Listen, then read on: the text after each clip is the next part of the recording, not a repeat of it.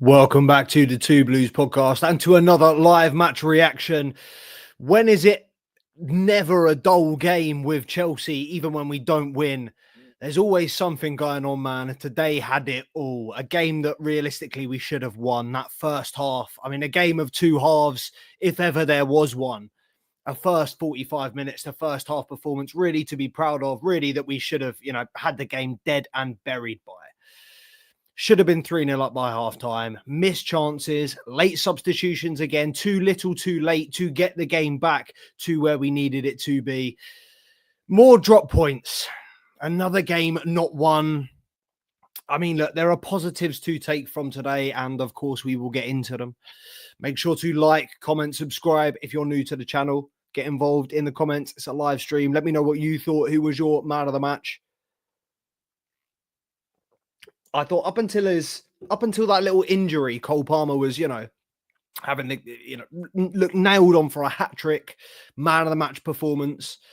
But then he just looked like he didn't really want it. I thought he looked like he was injured, like he might have come off at half time. Just as a precaution, we had Felix and Nkunku warming up in the first half. And I thought maybe we might protect him. And I've got to be honest, he didn't look himself in the second half, even though he had a couple of chances that he did take and he did get on target. I mean, I don't think he looked the same as how he looked even before the injury. I know it happened early on and it was him that made the challenge. But, a couple of things with Tyler Adams stepping on his foot, I just thought he looked a little bit uncomfortable out there. And when we don't have Cole Palmer to rely on, I mean, earlier in the season, it was a case of you look anywhere around the squad and there are goals. But we look like we're struggling again. And I mean, Nicholas Jackson, Nicholas Jackson, where do I start? How much time do you have? I mean, this guy does everything right, does 99.5% of the job as a striker right, to perfection, to an inch. But the finishing, man. The finishing. I mean, we'll go through them one by one. I mean, there was the one in the first half, the one where he hit the post. He did everything right. I can't fault him for that one. He hit the post. It's a matter of millimeters. He's done so well on that one. The chance where he had the header and then he missed the follow-up. I mean, the header was superb and then the great save and then the follow-up, he just snatched at it.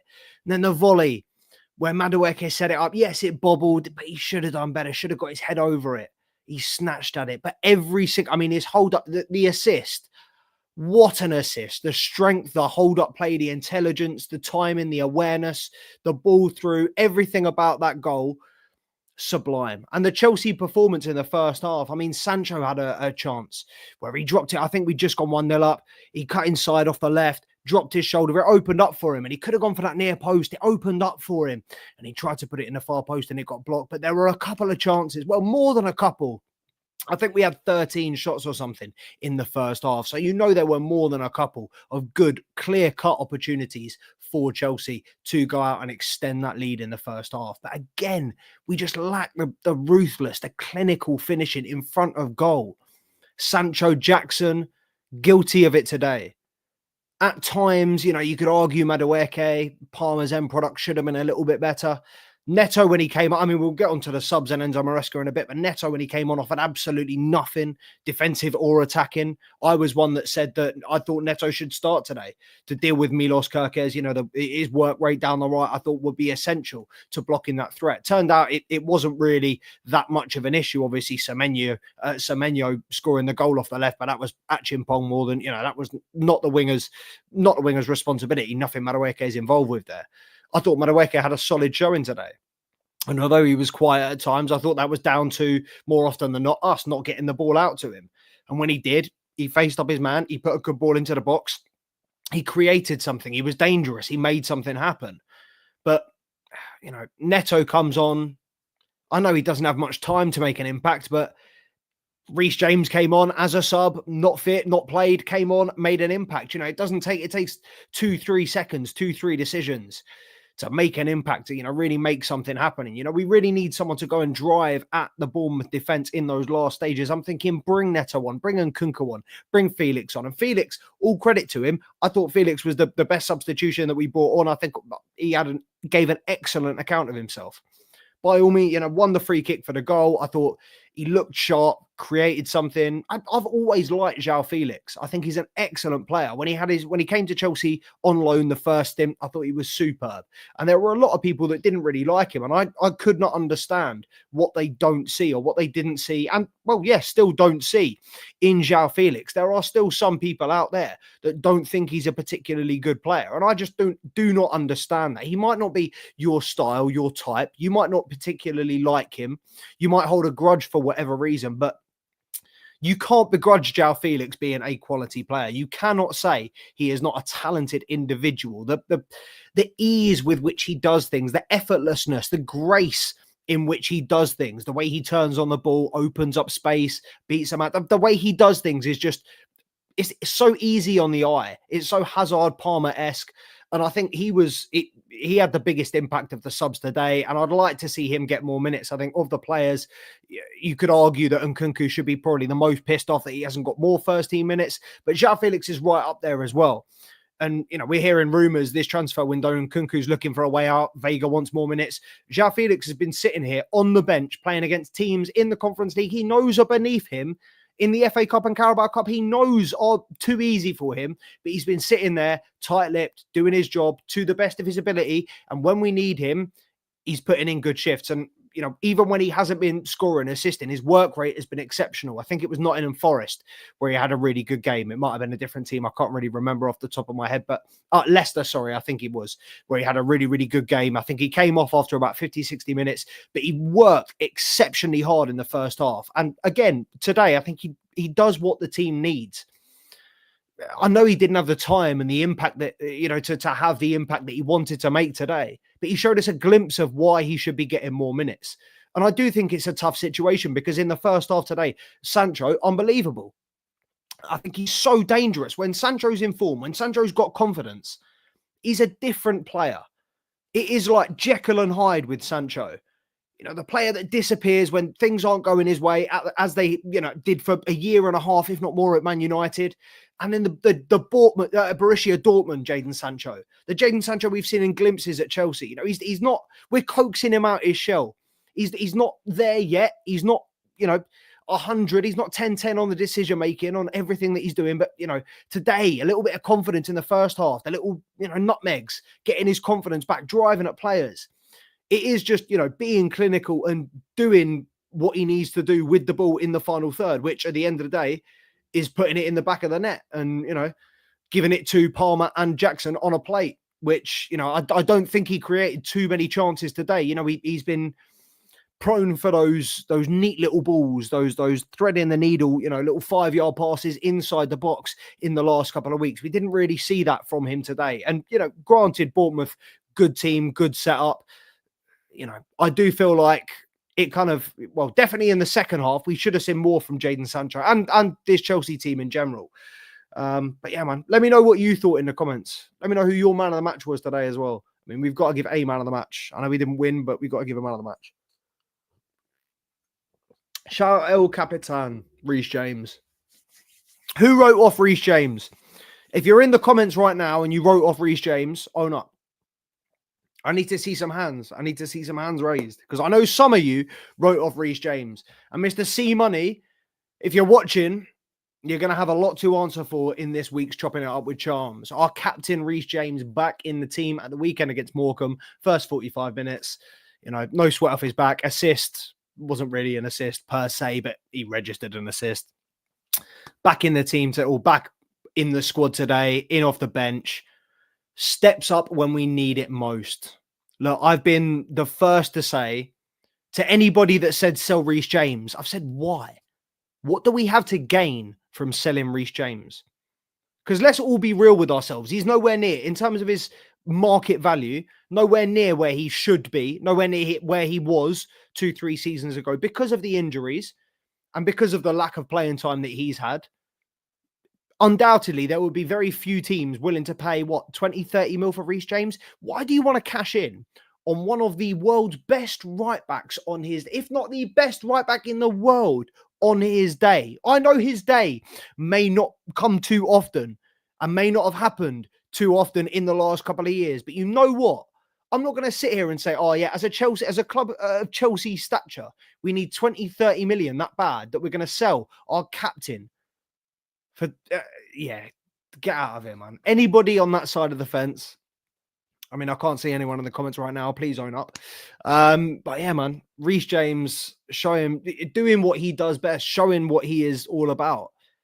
He played today in the inverted role. He played in centre mid. He came in initially at right back, but obviously tucked in centre mid with the inverted role. Listen, anybody writing off Reece James is a muppet.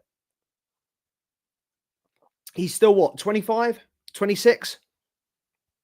I mean, there are still people out there backing Mason Mount thinking he's going to do well at Man United. If you think Mason Mount can turn his career around, but not Reece James, then I'm not sure what one for you. But, you know, it is what it is. Achimpong, I thought, played well today. Disappointing because for the second goal, obviously, well, I say obviously, he was targeted. It was his man. Semenyo scored, but I've got to say, and even with Sanchez, there's nothing we could have done about that Semenyo goal. What a finish! What a goal that was, that second Bournemouth goal. But I thought I saw someone say in the comments, Gabriel. Yeah, trust me. Wow. Gabriel, someone tell me how that was of PG. Right, let's have a quick look. Let's have a quick cursory check of Twitter. Have PGMOL put out a statement yet regarding that incident with David Brooks, because he just clotheslined Cucurella with no thought, consideration for the ball.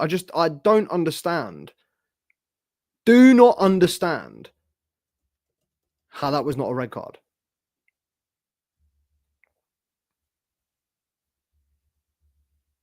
This is the wrong account that I'm on, but fair enough. Yeah. Can anybody give me an explanation as to why that wasn't a red card? It was a clear red. It was a clear red. And I mean, I'm clutching at straws now, but the Hodgson, is that his name? Hodgson, like duck. Bro, that one, I mean, Jackson was through. And then for the free kick, I know this sounds stupid because we scored, but the free kick at the end, I mean, he's pulled Jackson down again. Last man. Done it twice. But yeah, David Brooks should have been off. Can't believe he wasn't. Refereeing today I thought he was poor. Jackson shouldn't have been booked in the first half as well.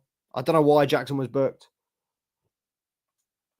They had about 3 or 4 challenges, the same or worse. And then Jackson just clipped the back of whoever it was his ankles and got booked. Yeah, the refereeing was all over the place today. But the red card...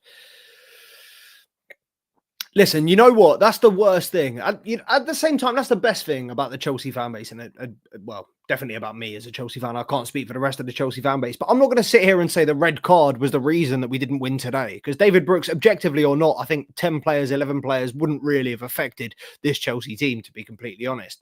We've got to blame ourselves for not putting our chances away in the first half. And I mean, I'll refer back to the video that we did 2 hours ago, myself and Charms, talking about the Nkunku for deal. I mean, Nkunku, told to warm up today when Palmer was injured in the first half, didn't see him again. It's a player that we're looking to come on 60, 70 million for. If we're looking for, I'm sorry, regardless of whether you're looking to sell him or not, if you've included him in the squad, he's available and ready and fit and whatever to play. You're chasing a game against Bournemouth. You throw Pedro Neto, João Felix, and Nkunku on immediately after we concede that second goal. The fact that the first sub was a straight centre-back switch, Achimpong for Tosin, was nuts. Threw me. Look, Enzo, I see it. I see the I hear it. The way he speaks to the, I don't know why I'm speaking to him like he's here. The way he speaks to the media, unreal. The way he handles all the questions, the direct questions, the way he deflects everything, it's to the point, it's honest, and it's not beating around the bush. It's not giving these Chelsea fans the runaround that we've been given from managers in the past. And illiterate answers like Pochettino used to give. You know, Maresca is just brutal to the point, tells us not what we want to hear, tells us what we need to hear. But then when it comes to the game time, I mean, earlier in the season, he was making those tough calls off the pitch and, you know, those tough calls with the media, and he was making them on the pitch as well. The little in-game tweaks. Look, we've seen the game-to-game tweaks, and we saw it again today. Caicedo at right back, which I thought worked really well, obviously, until the fucking penalty. He had a great first half, pretty much untouchable, and then goes and has an absolutely stinker in the last 40. Oh, this guy, I love him, but the fact that Enzo Maresca can't trust Malo Gusto at right back says something as well. We've got Gusto and James on the bench, and James, you can understand, just coming back from a long injury. Gusto, you're thinking he was our most consistent defender last year, one of our best players last year. And the drop-off is insane.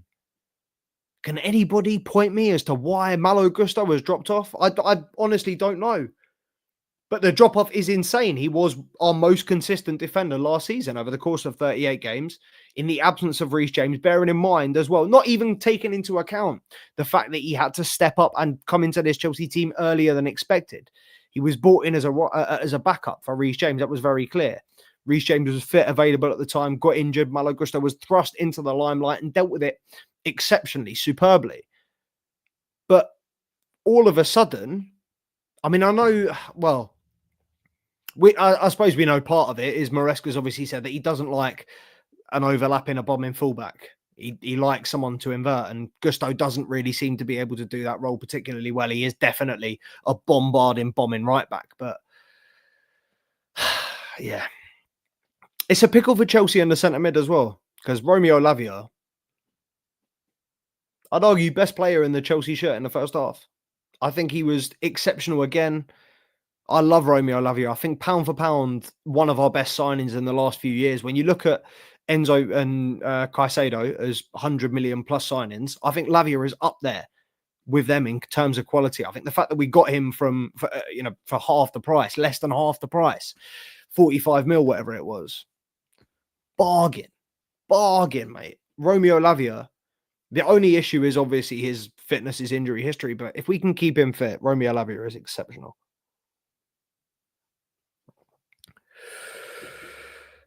But yeah, building blocks for Chelsea. 45 minutes is not enough.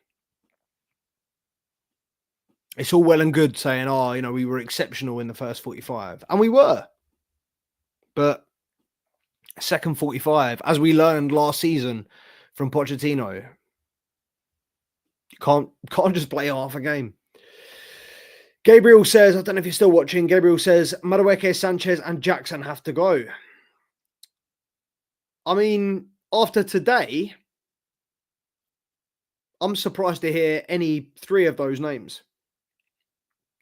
I mean, Madueke, what didn't we like about him? He kind of quietened down in the second half, but the whole of the team was quiet in the second half. Sanchez wasn't as bad as he normally is. Played as many, if not less, hospital balls than he normally does. But I agree, he has to go. And Jackson as well. I thought Jackson... Right. Let's just get into it. Let's just discuss the Chelsea striker situation. So Chelsea have Nicholas Jackson as the one out-and-out number 9, right? We've got Nkunku, who is the backup, the second number 9, whatever. He's not a number 9. There was someone saying last night on the commentary... Was it last night? Whenever I watch Chelsea, I can't remember. There was someone on the commentary saying that Nkunku is best when he's leading the line. That's not correct. He's best a bit deeper. He's best second striker, 10, false 9, whatever you want to call it. He's best in the Cole Palmer role. But unfortunately, that's occupied by Cole Palmer. And in this Chelsea side, you can only have, or in any side, you can only have one luxury player. One player that you can kind of just say, you don't really have any real responsibilities. Defensive-wise, I'm not going to tell you you've got a role. You've got someone to mark. You're smart enough and good enough to know what to do, when you're needed, where you're needed.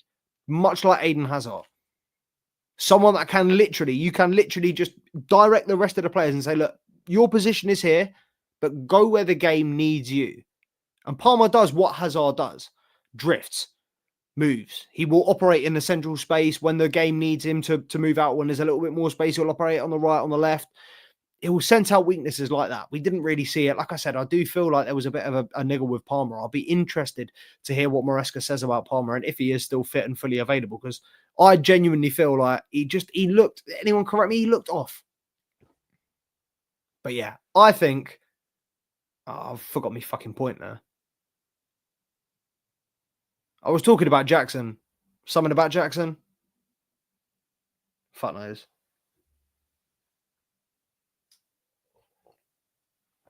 Luxury player. Nkunku, luxury player role. Right, yes. Nkunku. We've got Jackson in the 9. Nkunku doesn't really fit in the system.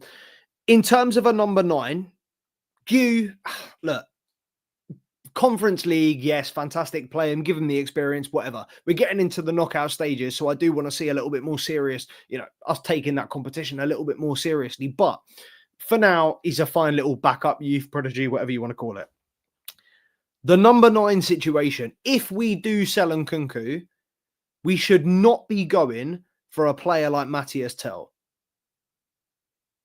Because he is, again, another if player. He's another what if. And we all know what can happen with a young player that's got an incredible amount of PR and stock driven into them and media hype around them, but not much game time, not much experience at the top level. A big transfer fee, big talk around it, but they can't walk the walk as well. And I do feel like we've got the potential to bite the bullet. Listen, I rate Matthias Tell. I think he's a very good player. I think for years, I've tracked it ever since Rennes, 2021, 3 years ago, when he burst onto the scene, Micah Richards-esque. We've been tracking him. But this Chelsea side needs just a number 9 presence.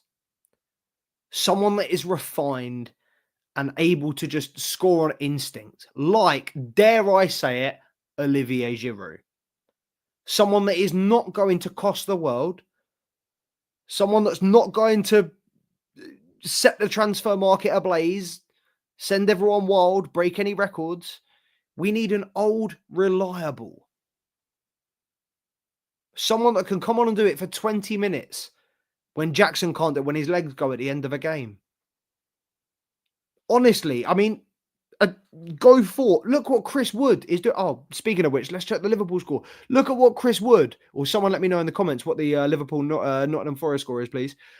Look at Chris Wood in Nottingham Forest. We need a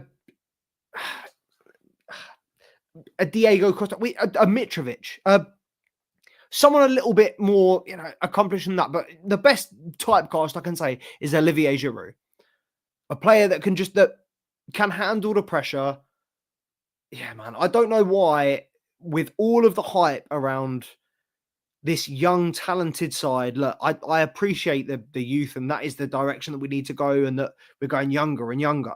Mate, getting rid of players like Disasi and Nkunku, and look, don't get me started on Disasi. That's not the point I'm making. The point I'm making in this is Disasi and Nkunku are, if I'm not mistaken, our most experienced or eldest defenders and attackers, respectively. So we are making a young squad even younger, taking experience, European experience. The only players, if and when we get back into the Champions League next season, and Nkunku is the only player in this squad, bar Reece James, that's played Champions League football, if I'm not mistaken. Cole Palmer, yeah, European football, whatever. These Chelsea players are not prepared for that level of tournament, as we've shown today. Again, throwing points away from a goal, from a lead, from a winning position. We're not ready for that. Listen, let me know in the comments. Right, who's your striker? Let's get involved. Striker situation. I can see people getting involved. Wesley, Gabriel, stay online, bro. I'm getting through the comments a lot. Hoyson had to be sent off. Yeah, I agree. Listen, man, my dad wasn't feeling it, but hey, calm down on Jackson, man. Jackson was, apart from his finishing, Jackson was creme de la creme. Same old story. Appreciate you joining, by the way, Wesley. Wes, do you prefer Wesley or Wes? Let me know, bro. Same old story. Brilliant in the first half. And Jack, hey, I deserve that. Jack shit missing sitters. Jack shit mission shit. That sounds like a tongue twister. Listen, man. What sitters are we talking about? The volley? Yeah, he should have done better. The other than that, I'll begrudge him. His all-round game, I thought, was superb today, Jackson. We're not lucky. Football's about deserving. Wait, we are lucky. Football, it's not about deserving. We're not lucky then. I've come to the conclusion that if the Premier League has 20 teams and 20 strikers, then my conclusion is Jackson is the best striker between the halfway line and the 18 years box. I'm assuming you meant yard box, not years. I've come to the conclusion that if the Premier League has, it sounds like a fucking a brain teaser as well. I've come to the conclusion that if the Premier League has 20 teams and 20 strikers, one for each team, then my conclusion is Jackson is the best number one striker between the halfway line and 18 yard box. What? Am I skunked or is Wes skunked? Someone let me know. Gabriel's made it very clear. His choice for Chelsea striker is Delap. Mine, listen, right. I'll say it once. I've said it once. I'll say it again. Last time on record. If money was no object and you could sign one striker in the world right now, and I said this at the start of the season, and I'm pretty sure I said it at the start of last season as well, Alexander Isak would be the striker that I would break the bank for. However, obviously, in today's market, he would cost you 150 mil, 200 mil plus. It's not realistic. It's not going to happen. Newcastle aren't going to sell him to us. I accept that. If I had to go for a number 9 box present striker right now, money would be an issue because of his form over the last few months. Because he has been scoring goals and he has been making a name for himself and he is sought after on the market. But John Duran, there are not many better pure ball strikers of the ball than John Duran. I promise you that. In my 27 years on this earth, of all the shots I've seen taken, of all the fucking footballs I've seen flying to the back of the net, John Duran is up there with the purest of clean strikers of a ball I have seen in my life. And in terms of instinct, his awareness around the penalty area, I think he is exactly what we need. But it would mean moving Nkunku on. And we would have to work that out. I would rather Duran over Nkunku, 100%. Duran over Tel. I'd rather Duran over Delap, 100%. Let me know in the comments, Duran or Delap. I would 100% rather Duran. I just think Delap, he's not there yet. I don't think he's at that level just yet. I see it though. I hear it. And he's quality. Very, very good player. But I just think Duran's better, to be honest. Hey, behave. Finish 1-1 Liverpool. Nottingham Forest managing to take, 5 points off Liverpool this season? Fair play. Delap is a modern-day Costa Drogba. Well, that is exactly what we need. That is exactly the profile that we need. The volley and the header, Jackson. Well, look, I'll be honest. The header, I thought the header was very good from Jackson. The way he adjusted it and got it on target, I thought was very good. It was also a very good save. He should have dealt with the rebound better, yes. He snatched at it, but it came at him quick. And also, I love him. I wouldn't be surprised if that's what they're charging. I wouldn't be surprised if that's what they get for Delap. I mean, he's worth that, if not more. There are not many strikers of this quality and with the longevity that they have. The thing that him, Duran, Gyökeres have above the rest is the fact that they can continue to score goals at this level for the next 10 years if they stay injury-free. Fuck. Hold on 1 second. Little technological issue. Don't worry. We're still here. Camera's going to switch in a second as well. Ready? 3, 2, 1. Ha! Scary times. Oh, fucking hell. Oh, he's done it again. Shocker, mate. Absolute shocker. Don't worry. We're back. It's the price of having a camera. You spend thousands on a camera and they still can't record more than 30 minutes at once. Disgraceful. I say that, it's probably going to lag up my stream now. David, appreciate you joining. He's saying that Jackson is super good anywhere, not in the penalty box, and he falls to pieces once he steps inside it. Wow. I must be. Oh, okay, fair enough. I've just seen the second one. But yeah, I didn't get that. That was very very succinct analysis of the point. Yeah, look, that's what we're saying. He's not the number 9 presence. He's not. Let me scroll down. There's a couple of comments. Let me scroll down. He's not the number 9 presence that Duran is. Wes said selling Kunku for 60, asked for 70, even though we won't get it. I mean, we could, but I only got the money. And with that money, go and get another one for Delap. I feel like I'm up against it here. Anybody else on the anybody else backing Duran over Delap? Anybody? Blake also thinks Jackson is poor in front of goal. All right, Wes, ease up. Bro's collecting fans in my chat. Oh, why do you all hate Jackson, man? His all-round hold-up play and everything. The assist in the first half, he could have scored 3 own goals and I would have forgiven him for his performance today. 100%. Just get Bastoni, Lucas Chevalier, and Marcus Thuram. Marcus Thuram!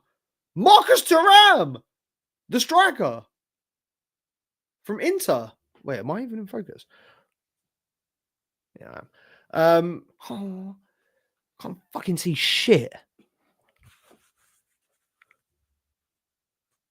That's better.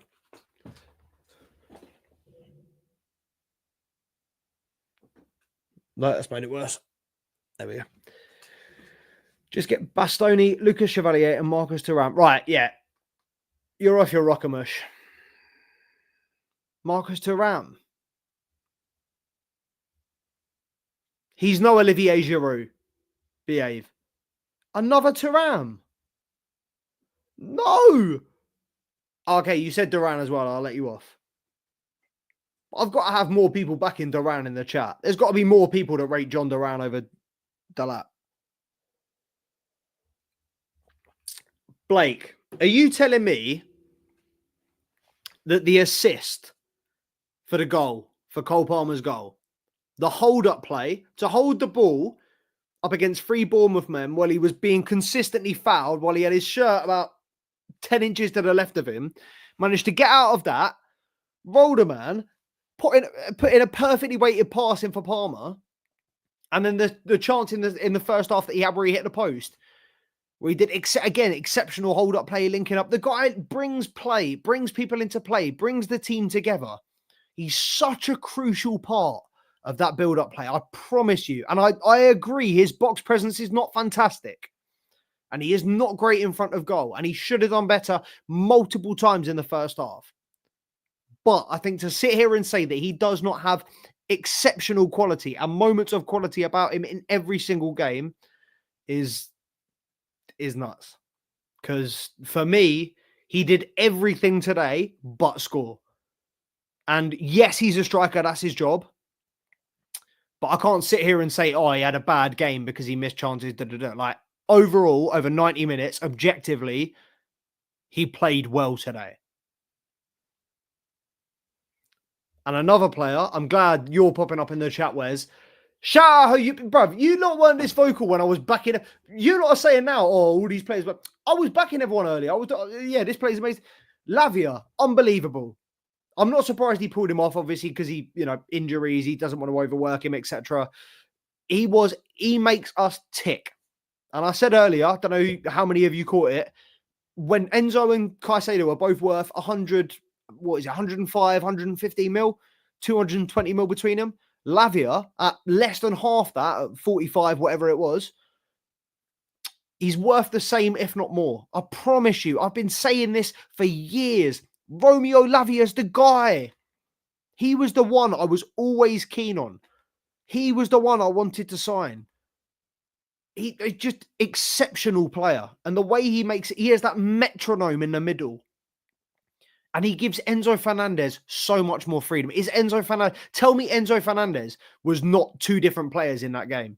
First half, when he had freedom, when he had Lavia behind him, sweeping up, doing all the dirty work, doing all his responsibilities because Lavia is that fucking good. Enzo Fernandez was cooking, threading the eye of the needle. He was making those passes. He was creating those chances because he has that blanket of security that is Romeo Lavia.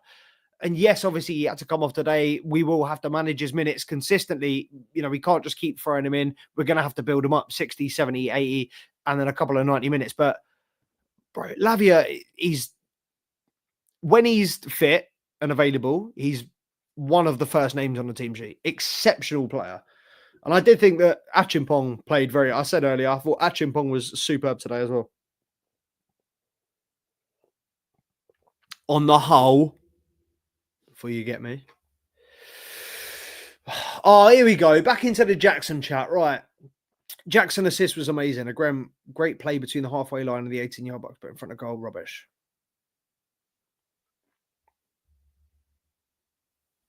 All right. We've covered that point, man. He wasn't lost today, though. He created chances. He made things happen. He was very dangerous. He was probably the closest player. There are players that miss their chances as badly as Nicholas Jackson that aren't getting the flack that he got. I didn't play him. Don't chat to me, man. He's got enough. It's one of those where when he shows you that he's got the qualities and he has shown us in the past that he is able to do these things, it's not like you lose them overnight. These are things that you can pick up. And a striker's instinct, clinical finishing is very, very difficult to pick up. You can't just adopt that overnight. You can't just transform overnight. He had one season last year where he scored, 16 goals, all comps, 17, whatever it was. His first full season in the Premier League after an injury-stricken season with Villarreal. Some of the hold-up play, some of the passages of play, some of the interchanges that he brings to this team and the way he brings these players together, I don't think you lot appreciate it, man.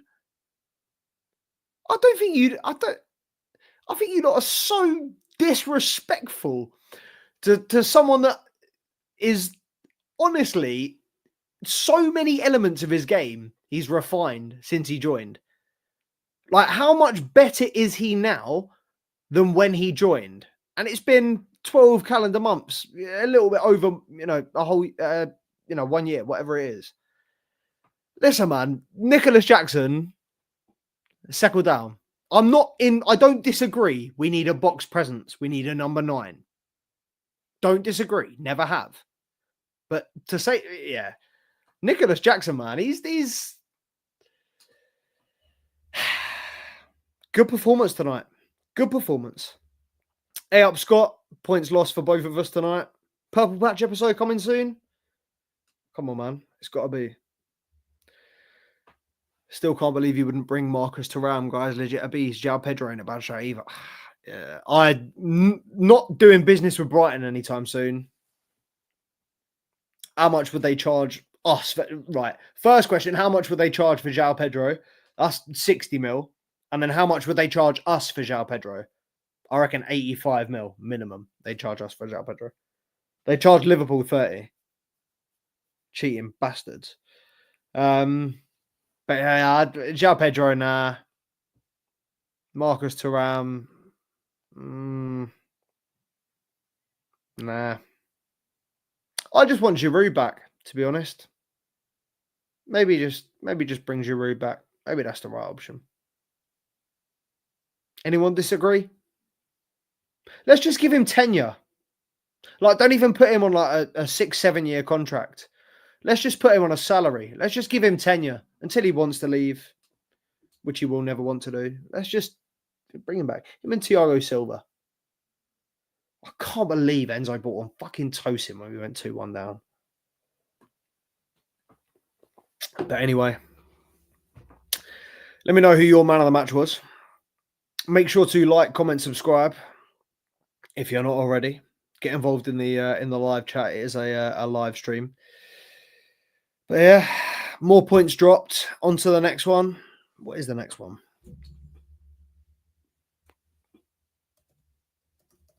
I feel like I know this, or should know this. It is Wolves, yeah. Wolves on Monday, and then, well, they're back in the slump tonight, but I reckon they'll be out of it by the time we play Man City in 2 weeks. This could be humbling. Wolves with Mateus Cunha. Man City against us.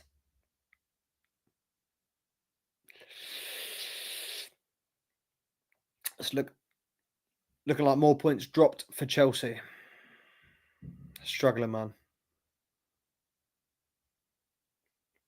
Why do people wait until 40 minutes to get active in the chat? Should have got active half an hour ago. I agree. Is this Charms or someone else? Bring in Eto. Bring him back. Just bring back Drogba. Just, why are we fucking about? Anelka and Drogba, stick them up top. Florent Malouda on the wing. Semenya, good player. Good player. Can't we just bring back Tammy for a very small fee? I don't think that's how transfers work. Unfortunately. Like a loan, as in like a loan, like for a week. Imagine if you could do that. That'd be so sick. Like during the transfer window, or like an emergency loan player. If you paid like a surplus and you went through all the correct legal routes. Routes? Who the fuck do I think I am? American? If you went through all the correct legal routes, if you could emergency loan a player for a week. Like imagine like North London, for argument's sake, and this is just springing to my head, North London derby, Arsenal, Tottenham. Arsenal got Saka and Jesus. Imagine they could be like, oh, yo, Real Madrid, loan us Vinny Jr. for Tuesday night. I'll pay you 500 grand or whatever. Just in January, no other month. That'd be lit. Chelsea could just try out a different striker every week. Just Osimhen, Gyökeres, Chris Wood, and Olivier Giroud. There are your 4 strikers. The 4 best strikers on the planet right now. Osimhen, Gyökeres. Sorry, I'm lying. Isak's up there. But available that we can buy. Osimhen, Gyökeres. Actually, in order. Chris Wood, Gyökeres, Osimhen. Who's the other one? Giroud. Nah. Chris Wood, Giroud, Gyökeres, Osimhen. Those are the 4 I'd go for. Yeah, but I don't want Tammy back. Why would you bring Tammy back? Good, yeah, I got ahead of that. Why would you bring Tammy back? No, we're better than that.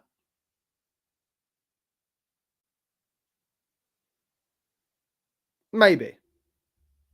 For 20 mil. Yeah, go on. All right, fair enough. You've convinced me. Fine, I'll do it. Tammy Abraham, come home. Welcome home. Appreciate everyone joining. What is it? Tuesday. So there will be a loan watch. There probably won't be a loan watch this week. We'll see. There might be a loan watch. There might be a youth watch instead. We'll see. I don't know. Whatever it is, make sure to subscribe to the channel if you're not already. Make sure to like, drop us a comment as well. But smash that like button, guys, please. We're still not monetized after 2.5 years. Come on, support the thing, man. Me and Charms, we give up a lot of our time for this. So yeah, get involved. Get on the Smoked In podcast as well if you're an MMA fan. Make sure to sub to that. But yeah, For all your football content, for all your Chelsea content, transfer content, loan content, youth content, live match reactions, previews, weekly roundups, transfer talks, weekly banter episodes with Charms, make sure to subscribe to the Two Blues podcast. See you soon, man. Up the fucking Chelsea.